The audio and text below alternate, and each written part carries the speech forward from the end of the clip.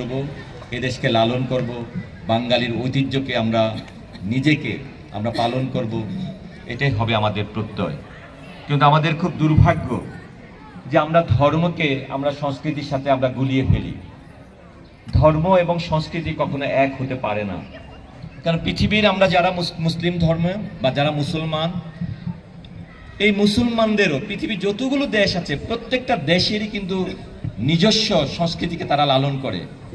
ইন্দোনেশিয়াতে যান, মালয়েশিয়াতে যান, ইরানে যান, সৌদি আরবে যান, সিরিয়াতে যান, ইরাকে যান, প্রত্যেক মুসলিম দেশেরই নিজস্ব সংস্কৃতি, নিজস্ব ধারণাকে তারা লালন করে কিন্তু তারা সামনের দিকে এগিয়ে যায়।